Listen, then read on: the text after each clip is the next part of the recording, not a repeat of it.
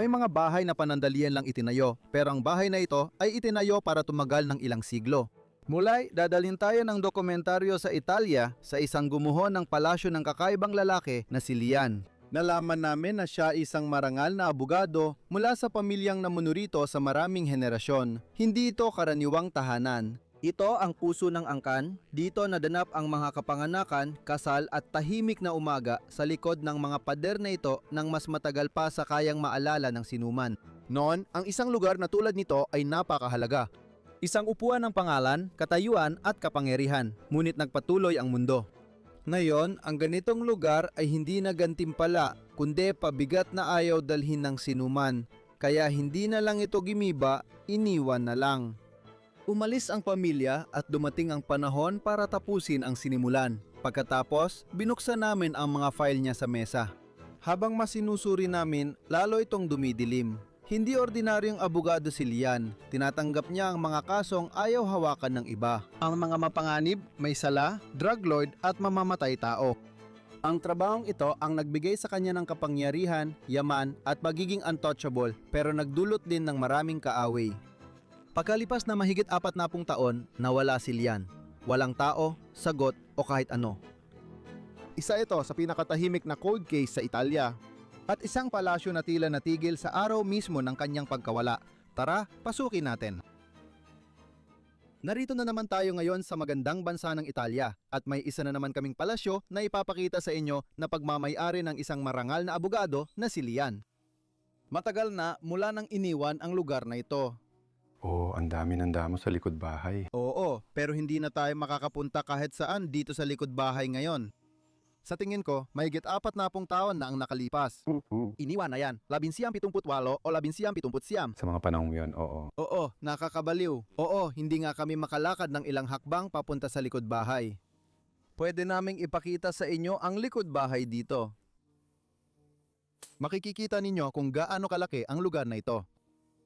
Laging may napakalaking karanyaan ang mga lugar sa Italia. Makikita mo rin ito sa loob, malalaki talaga ang mga kwarto. Tara, pasok tayo. Excited akong ipakita sa lahat ang lugar na ito. At ngayon ay bukas na ang lahat. Oo, parang wala na may pakialam matapos ang 40 taon. Si Lian ay misteryosong nawala, malamang ay pinatay, gaya ng sinasabi sa kwento, pero hindi natin tsak. Pero pagkatapos noon, wala nang ginawa sa lugar na ito. Tingnan mo ang laki ng mga haddang ito. Kahit isang maliit na parol dito sa bulwagan ng pasukan. Sige! Pumasok ka sa loob. Dito natin makikita ang unang kwarto. Ano sa tingin mo ang maaring naging gamit nito? Ang silid kainan, 100%. Siguradong sigurado. At iniisip ko noong mga panahong yon, siguradong may malaking mesa dito sa gitna para sa buong pamilya, mga bisita at lahat ng dumadalaw. Maliit na mesa na lang ang natira. Hindi ko alam kung ito ang orihinal o hindi. Malamang hindi. May ilang bote pa ng alak na naiwan sa ibabaw nito. Siyempre, Italianong alak gaya na nakikita mo. Pero ang pinakakahanga-hanga para sa akin sa kwartong ito ay itong napakagandang cast iron na chandelier na nakasabit dito. Hindi pa tayo nakakapunta sa maraming lugar sa Italia, pero may nakita na tayong kakaibang chandelier. Ibig ko sabihin, talagang maganda ito. Oo, iba ito sa mga kristal na chandelier. Oo, mas matibay at mabigat ito. Ang asti. Isa pang maganda dito. Tingnan mo itong kabinet dito. Nakakabaliw ang mga ukit dito. Gusto ko itong madilim na kahoy.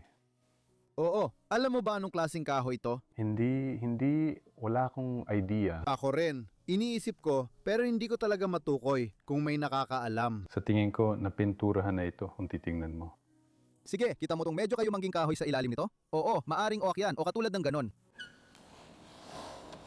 Matapos ang 40 taon ng pag-abandona, halos wala nang natira rito. May ilang bagay pa, halimbawa, itong inkaso stamp. Pero oo, karamihan ng mga bagay sa bahay na to, karamihan ng mga personal na gamit, wala na. Pero napakaganda pa rin talaga. At isa sa mga paborito kong bagay dito sa kwarto ay sa kasamaang palad, nabubulok na pero maganda pa rin. At yon ay ang kisame. Oo.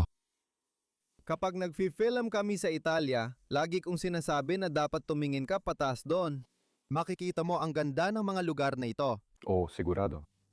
Kakaunti na lang ang natira sa pink dito sa kwarto, pero sa tingin ko nandyan pa rin, lalo na sa bahaging ito. Ang pinakamaganda ang itsura. Matingkad at maganda ang mga kulay.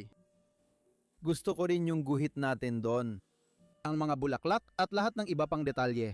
At mukhang medyo 3D pero hindi naman. Hindi. At syempre, ano ang isang Italianong kwarto kung walang Italianong fireplace? Wala. Magandang unang kwarto ito para pagsimulan. Oh, may iba pang kamanghamanghang kwarto sa palasyo. Papalalimin pa natin ang kwento habang nililibot natin dito. Oh mga kaibigan, heto na naman ang isa pang hagdang paakyat. Isa lang ang patutunguhan ng mga ito, pero madaming hagdanan sa bahay na ito. Pagkatapos, may maliit na kainan. Wow! Gusto ko ang mga kulay dito. Ang matingkad na pula sa mga dingding, ang asul sa kisame. Ano ang paborito mong bahagi ng kwartong ito? Sa tingin ko, dapat ang kisame, di ba? Pero pati na rin ang built-in na kabinet. Gusto ko lang sabihin na yun ang paborito kong parte. Isa itong bagay na talagang pangtimog Europa, masasabi ko. Oo, sigurado. Mas nakikita mo yun doon. Pero pati rin sa Pransya. Kaya Maganda ito. Paano ito nakakabit sa pader? Literal na kasangkapan ito mananatili dito habang buhay. Wow! Lahat ng bote ng alak. Nakatayo pa rin dito. Mayroon din tayong malalaking bote ng alak. Kawili-wili. Isang magandang kwarto. At meron ding marmol na fireplace. dalawa pa ring piraso ng prutas. Sa ibabaw nito. At isang plastic na prutas. Ano to? Sa tingin ko, gamit ito para sa fireplace. Ito ba ay para sa fireplace? Pangkuhan ng baga? Oh, Oo, maaring ganun. O baka ginagamit lang ito pang salain sa takure. Ginagamit ito sa pagluluto o baga, di ko alam. oo. Sa tingin ko, ginagamit din ito pang salok ng baga o ganon. Pero di ako siguradong sigurado. Italianong kwarto ito. Gustong gusto ko na nasa napakagandang kondisyon pa rin ang kisaming ito. Makikita pa rin ang detalye at contrast ng mga bulaklak na disenyo.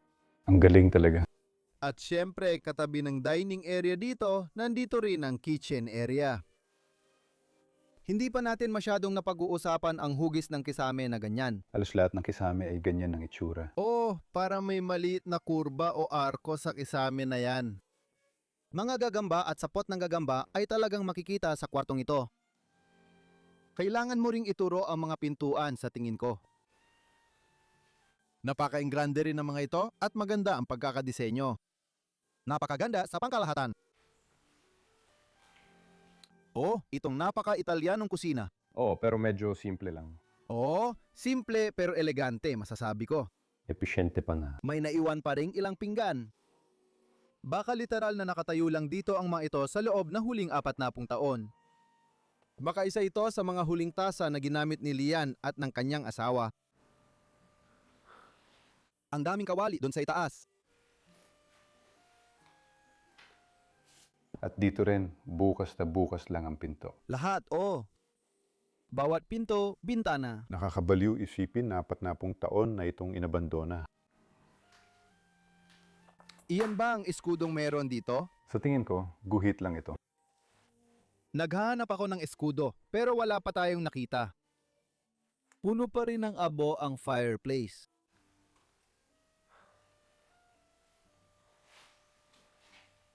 May naiwan pa ring mga panlinis at mga gamit na ganyan.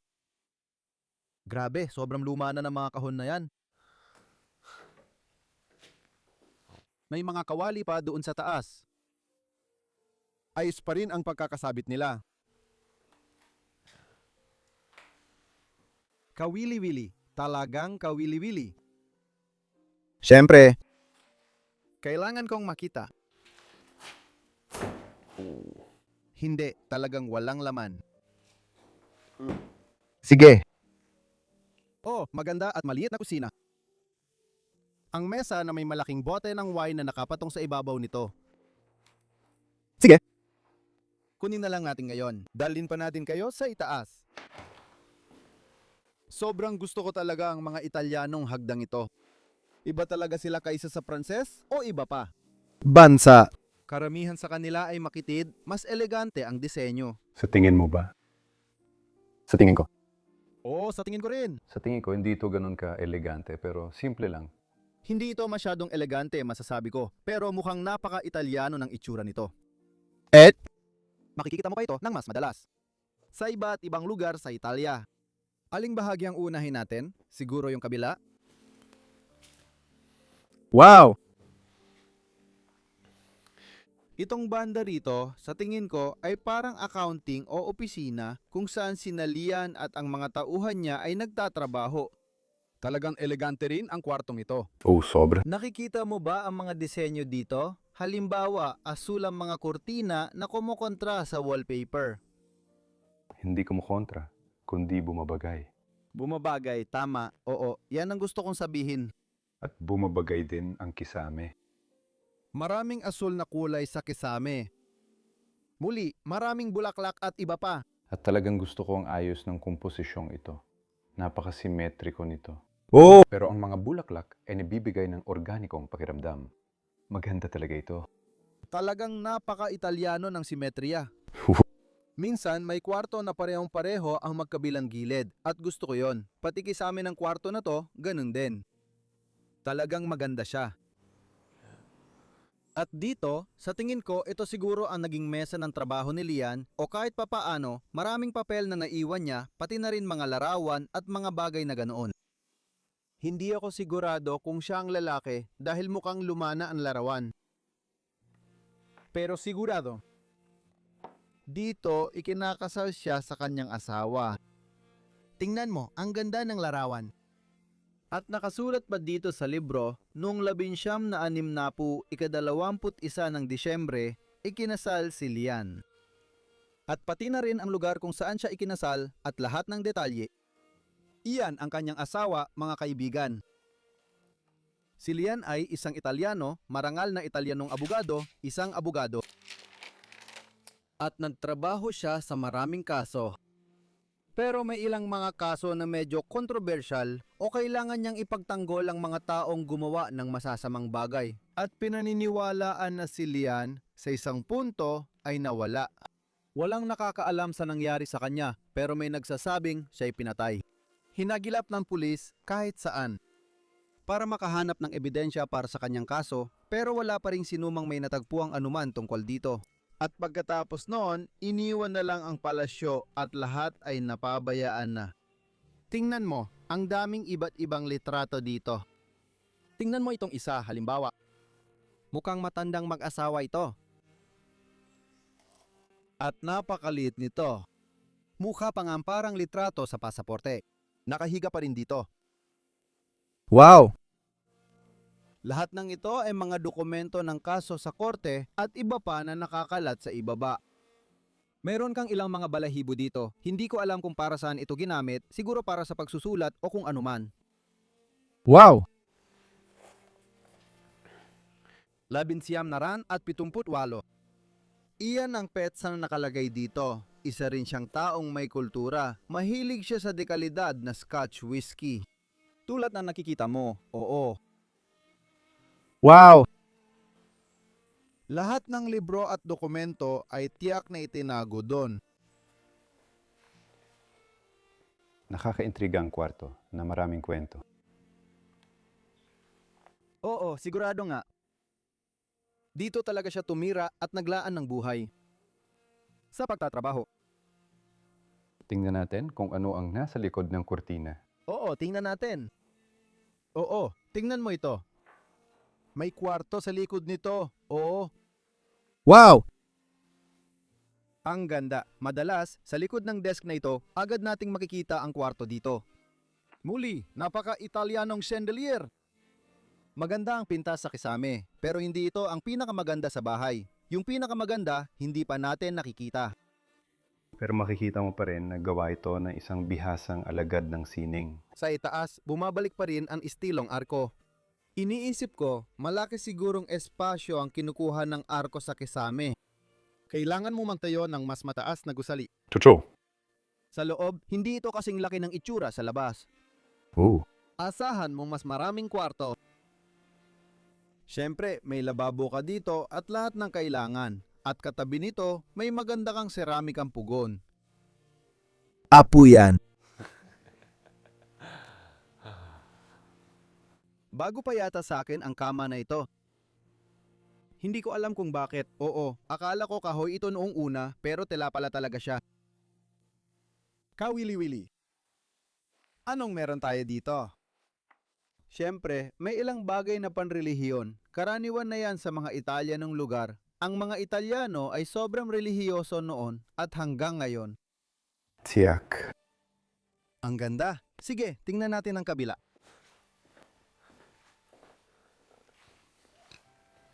Hindi ka maniniwala sa makikita mo kapag ipinakita ko sa iyo ang kwartong ito dito. Isa ito sa pinakapaborito kong kwarto sa buong bahay. Siguro napapansin mo na kung bakit ang ganda talaga. Gustong-gusto ko ang kulay, kasiglahan at ang kwarto mismo. Itinuro. Oo, naka-on ako noon. Pakiusap. Iyan ang painting sa kisame. At gusto ko itong centerpiece. Ito ay... Wow!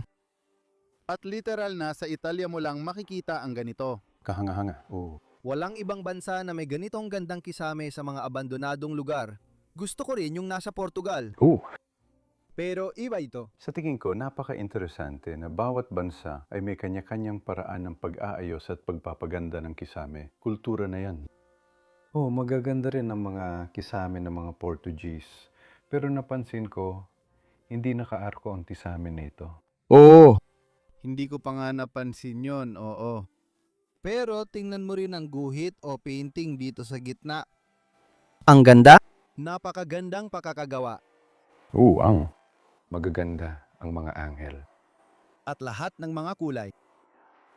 Isipin mong pagising mo, makikita mo ang ganitong likhang sining. Oo, habang nakahiga ka rito at pagising sa umaga, maiisip mong parang nasa langit ka. Oo. Tungkol sa kama ang pinag-uusapan. Oo, pag-usapan natin ang kama. Tingnan mo yan. Kahit ang kama ay dinisenyo talaga. Ang daming pinta dyan. Ang daming ganda. Wow! Gusto ko ito. Ang mga painting dito ay tunay ding obra maestra. Tama! Napakaganda ng pagkakagawa nito. Hindi mo basta-basta mabibili ang ganyang bagay. Sa tingin ko, siguradong may pumasok dito at gumuhit niya ng ganyan, gumawa niya ng ganyan. Baka ibinenta na nila ang ganitong kama. Oo! Hindi ko alam, pero oo, baka commission piece ito at dito nila ipininta.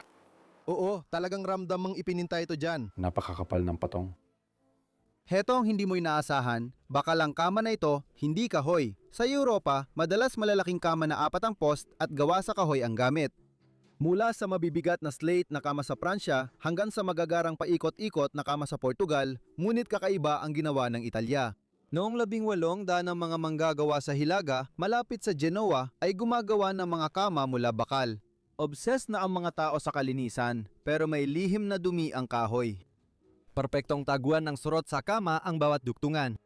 Walang taguan ang surot sa bakal, pero hindi pumayag ang mga Italyano na lamigin ito. Pinilipit nila ang bakal, inilagay sa tanso, at kinulayan ng kamay ang maliit na obra sa gitna. Kaya walang magkaparehong kama. Iyan ang sagot ng mga Italyano sa harap natin ngayon. Hindi mainit sa likod ng kurtina, pero ang ganda ay direktang isinama sa bakal. Gusto mo bang malaman kung ano ang nasa baul sa harap niya? Siyempre. Napakalaking baul niyan. At malamang. Malamang ay walang laman. Pero, Alam mo na. oo, siguro. Oo, sige. Oo, siguro hayaan mo na lang. Oo. Masyadong mahirap yata yon sa tingin ko. Oo. Masyadong maingay din. Ano ang gusto mong makita pagkatapos? Yung nasa likod mo. Wow, oo. Wala pa akong nakikitang ganito kalaki. Malaki ang aparador sa kwartong ito. Sakop nito. Napakalaki nito, pero sobrang lapad at sobrang taas din. Sa bawat sukat, napakalaki. Di ko akalaing anbiyan pa ang damit ni William. Pwede ba akong dumaan sa kabila muna? Siyempre. Para maipakita ko ang aparador. Oo, talagang walang laman pero napakalaki nito. Kasya ang ilang tao rito. Oo. Nakakatuwang isipin. Oo, pwede namang magkasya ang ilan dito.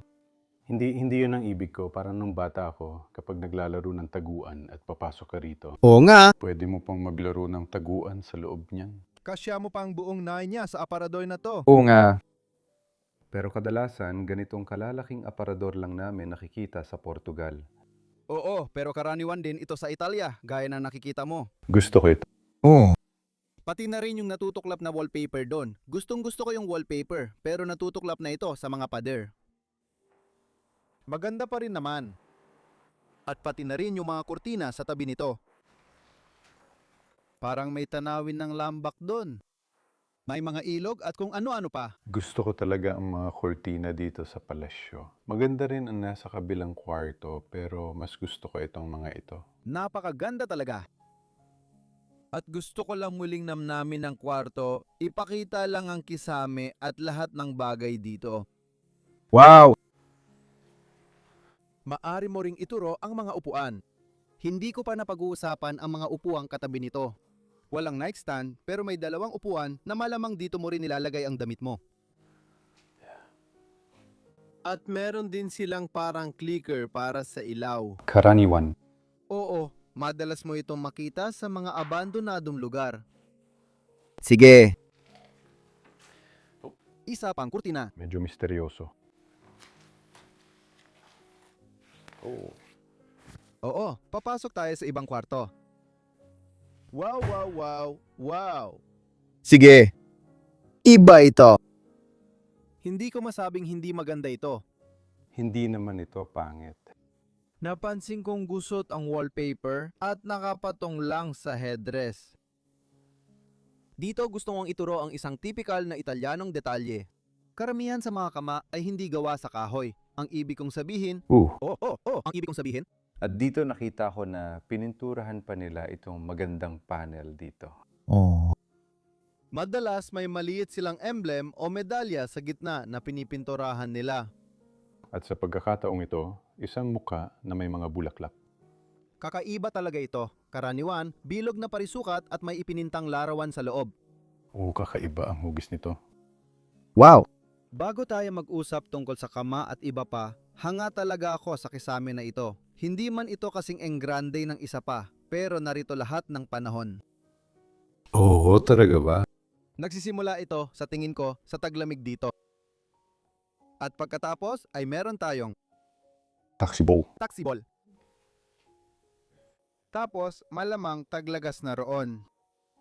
Hindi, sa tingin ko hindi ito tungkol sa mga panahon. Hindi ito tungkol sa mga panahon. Hindi, sa tingin ko hindi. Binanggit ko ito dahil nag-shoot ako ng kastilyo sa Italia na nagpapakita ng mga panahon sa dagat. Oo, kisame rin ang naisip ko. Pero sa tingin ko hindi ito. Magagandang tanawin lang talaga. Oh. Talagang kahanga-hangang mga tanawin. Lalo kung gusto ito. Sandali, lalapit ako. Gustong gusto ko ito. Ang ganda ng detalye. Oo, isa rin itong entrance gate papunta sa simbahan o kung saan man. Wow! At may isang kakaibang chandelier na nakasabit dito sa gitna. Napaka-interesanteng piraso. Oh! Gusto ko ito, parang dalawang dahon o kung anuman na umaangat doon. Wow, talagang napakaganda ng palasyo ni Lian. Sa palagay ko, ito rin ay minana niya mula sa kanyang mga ninuno at nagpatuloy sa maraming henerasyon. Wow! Magsimula tayo sa sulok ng kwarto. Makikita natin ang chaise lounge na bagamat karaniwang Pranses ay makikita rin sa Italia. Sa tingin ko nga, hindi nila tatawaging chaise lounge yan dito. Tingnan natin kung may umalis. Suriin mo ulit. Napakalaking aparador. Hindi kasing laki ng isa pa, pero siyempre walang laman. Pero siguradong napakalaki pa rin. Parehong fireplace ang kahoy. Nasa tabi pa rin ito.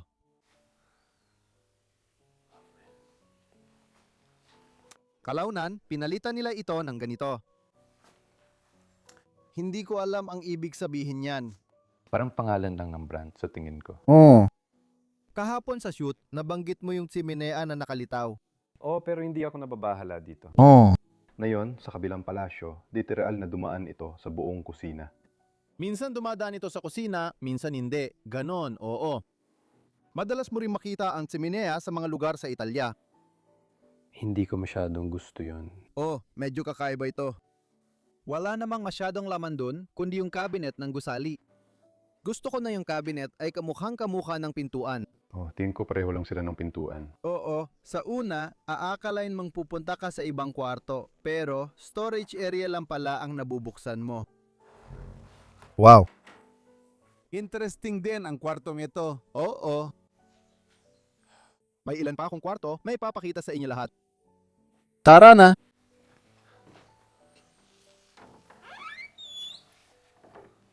Dito naman ang itaas na bahagi ng palasyo. Ang pinakamataas na palapag. Oo, may isang silid dito na kailangan naming ipakita. Isa ito sa mga sa tingin ko, silid-tulugan ng mga katulong o silid-tulugan ng mga bisita. Simple lang, walang pinturang kisame. Pero baka meron noon. Oh, dito, meron na. Tingnan mo. Oo, kumupas na yan sa pagdaan ng panahon. O baka pinatungan na lang ng pintura. Pero gusto ko talagang mga kurtinan to. Hindi ko naman sa tingin na ito ay... Walang kwarto para sa mga katulong. Wala. Sa tingin ko, wala. Siguro kwarto ng bisita. Sigurado ang kwarto ng bisita. Mas may say-say yun. O kaya kwarto ng mga bata. Oh, see. Ito ay... Oh, sasabihin ko sana tungkol sa kama, pero mukhang may sasabihin ka rin. Yun ang kinutukoy ko, yung bilog na parisukat na pinipintura nila. Yung mga bilog na pinipintura nila dito sa paligid parang obalo. Bilog na parisukat, bilog na pabilog. Ang geometry ko ay parang bilog na parisukat. Minsan mahirap ang Ingles. May isa pa tayo dito. Ang taas ng antas ng pagkakagawa ng kama mo. Dapat nasa museo ito, itong painting na ito. Ang ganda-ganda nito. Oo nga. Kamangha-mangha ang ganitong mga kama. Wow. Maliit, cute at kaakit-akit na kwarto. Siyempre, may fireplace din. Ang palasyong ito ay hindi bababa sa ilang daang taon na ang tanda. Wala pang central heating noon, kaya karamihan sa mga kwarto ay may fireplace. Sige. Nakikita ko na parang nagkaroon sila ng ilang renovations noon kasi nilagyan nila ito ng salamin o parang ganun. May ping-pong table sa gitna ng kwartong ito. Ewan ko kung bakit. Wala nang masyadong iba sa antas na ito.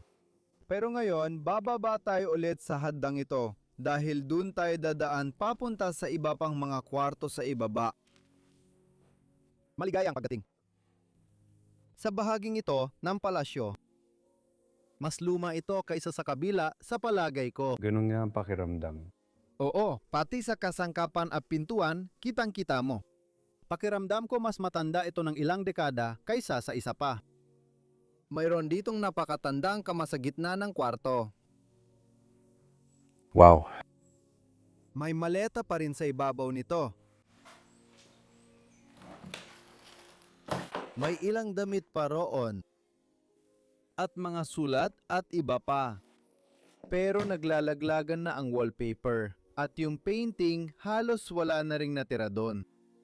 Iniisip ko na baka yun ang larawan sa painting na yon.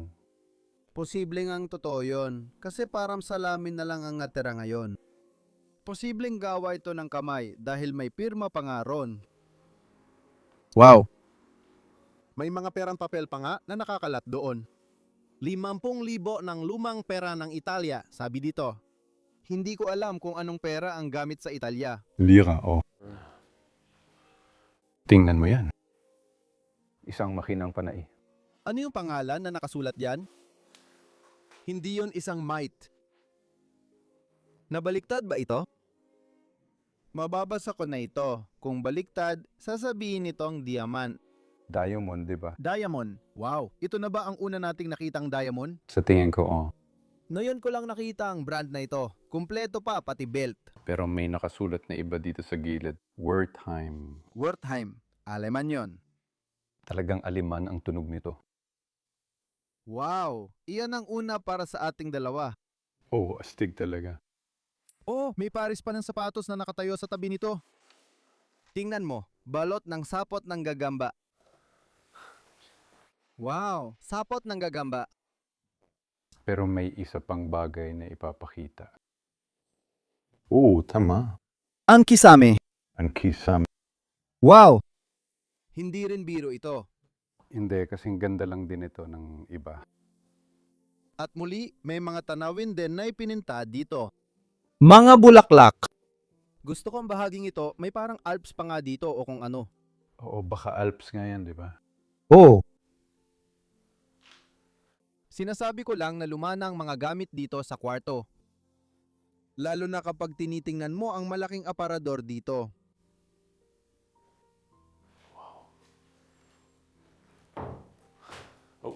mag-ingat ka. Oo, muntik na ako madapa habang pinapakita ang kisame, pero tingnan mo. Gustong gusto ko ang painting. May mga muka pa talaga doon at kung titingnan mo dito sa side na to, may maliit pang muka. At dito sa baba, meron pa tayong parang kuna, isang kuna ng sanggol na nakatayo sa harap ng salamin. Isang stroller. Isang stroller. Barok ang Ingles ko ngayon. Parang Talaga. Ayos lang, meron din akong ganyan. Stroller. mukhang napagdaanan na rin ng stroller na yan ang maraming bagay.